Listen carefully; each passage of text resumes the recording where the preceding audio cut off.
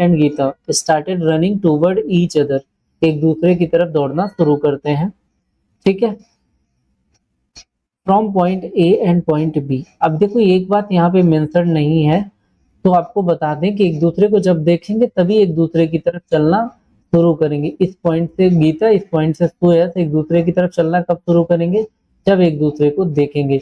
यही दोनों पॉइंट है ए एंड बी, यही दोनों पॉइंट है हमारे ए एंड बी। इन दोनों पॉइंट से जब ये चलेंगे तो आपको एक बात ध्यान से देखनी है, आपको कह रहा है कि दोनों की स्पीड रेशियो, सुयश की स्पीड 45 और गीता की स्पीड 27 किलोमीटर पर आवर। तो स्पीड रेशियो आपको क्या दिया है, 45 से 27, यानी 5 से काटोगे 9 बार और 5 से काटोगे, सॉरी 9 से काटोगे 5 बार और 9 से काटोगे 3 बार। क्या लिखोगे, 9 से काटोगे 5 बार और 9 से काटोगे 3 बार। तो ये आपका हो जाएगा 5 और 3 का रेशियो, ठीक है। तो ये स्पीड रेशियो 5:3 का बन गया।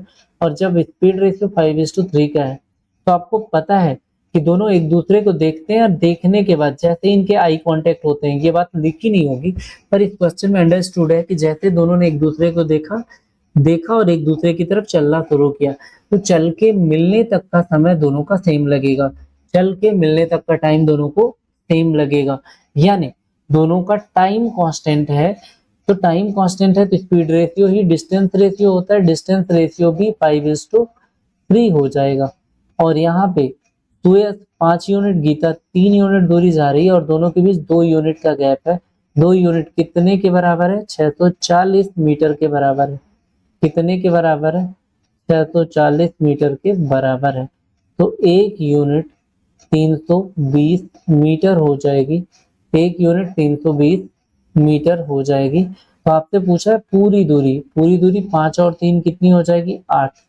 तो 8 की वैल्यू क्या हो जाएगी, 8 इंटू 320 करेंगे तो 2560 आएगा, 2560 मीटर, यानी 2.56 किलोमीटर की दूरी हम जाएंगे। कितना जाएंगे, 2.56 किलोमीटर की दूरी हम